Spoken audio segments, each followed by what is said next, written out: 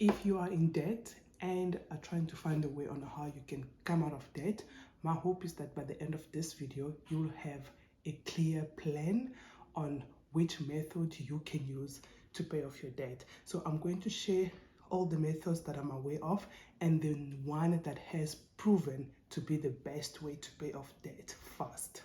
So stay around just to learn which one it is. Thank you so much for coming to my channel. My name is Agnes and I'm here sharing my journey to financial independence.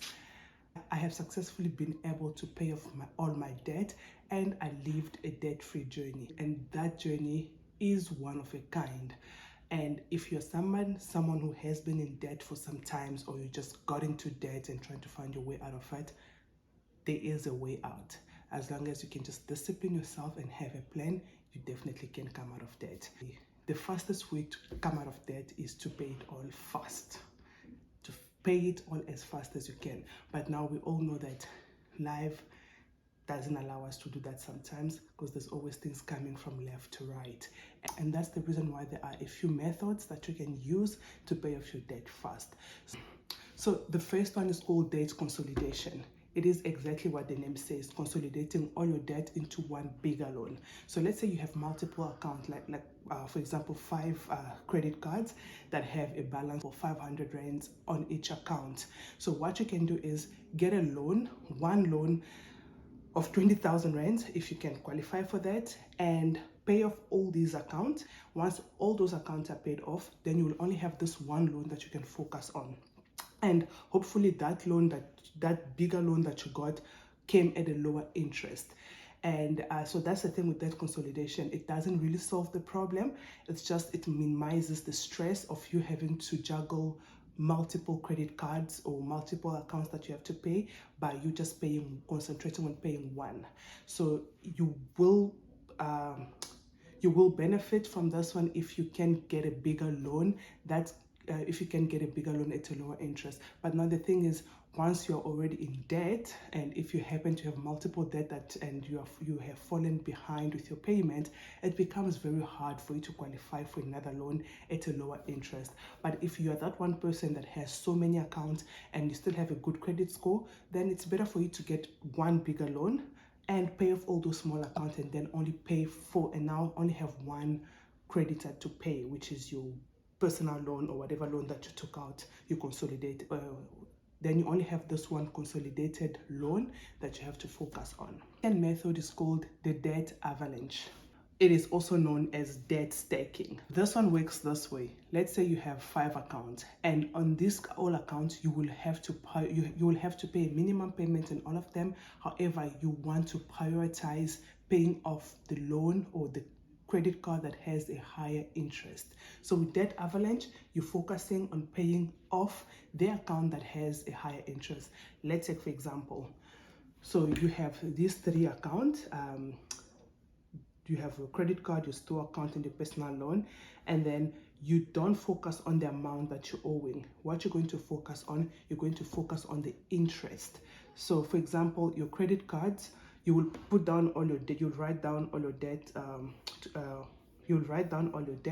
and then their interest rate. So your credit card, because it is an interest rate of 20%, you would want to focus on paying that off first. So you'll pay the minimum installment on your store account and your personal loan, and whatever money that you have, extra money that you have left, you are going to put it all towards your credit card because it has the highest interest. This type here makes a lot more sense if you are if you want to look at it into a more mathematical way, because the higher the interest, you would want to pay off that debt that is costing you a lot more money, which would be your credit card. Okay, so that's the debt avalanche.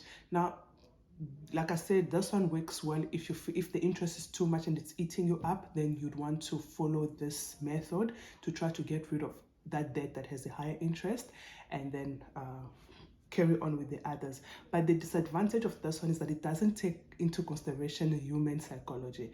So when you aim at a bigger debt, at first it might seem as if it's impossible for you to pay it off, and that kind of will take your motivation away from finishing off all your debt.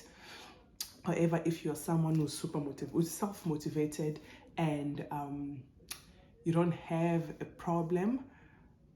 going for bigger plans and bigger goals, then you can go for this one. But just know that it will take long, and sometimes it will question, like it will affect your motivation. It doesn't really give you momentum because it feels like you're aiming for this huge thing, and it might seem a little bit daunting at first.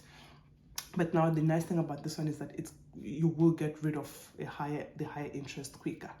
The third method is the one that I used to pay off my debt. This is the debt snowball.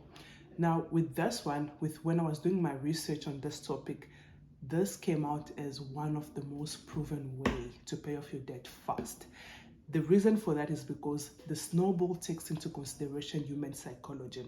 When you go for smaller wins over time, you stay motivated, and it gives you that energy and that motivation to keep on going until you reach the end. It is based on building momentum as you're going. With the same example that we had with the debt avalanche, this is for the debt snowball. Now I'm not looking at the interest rate. I'm now looking at the smallest amount. So I'm going to focus on paying off my store account first, and then go down to pay the other ones. So, and because it's a smaller number, so what I'll do, like with the first one, same thing, I'll pay the minimum and take all my extra money and put it into the store account. Now you'll find that because the first account has a lesser amount, I will be able to pay it off very faster, and that will give me the motivation, to give me that sense of achievement, and I'll be able to carry on. And of course I would have built momentum. By the time I get to the last one, which is the 20,000, I would have already built good habits that kept me going, and now it won't feel as a burden to pay off that last big amount. So yeah, this is the one that I use. Like I said, with this one, you see the power of human psychology. It's built on momentum. The more you start small, those small wins build up into a bigger win. The reason this one tends to be the most proven way is because it has been said that money is basically 80% human psychology and 20% knowledge. So you don't need to be an accountant or a financial guru for you to be able to manage your money. As long as you can just manage your emotions around money, you should be able to win with money. And that's what I have experienced throughout my adulthood life. The reason I got myself into that was because of my emotions. I really did not control my emotions when it came to spending, but now I have more control over my emotions, and I'm not ending up getting into unnecessary debt. Those are the three methods that you can use to pay off your debt, and from my experience and from the literature that I've read, the most proven way is the snowball. I hope this makes sense to you, and I hope you will pick a method that can work for you and go and crush that debt. I'll see you guys again in the next video. Please don't forget to share and like and subscribe to my channel. Thank you. Bye.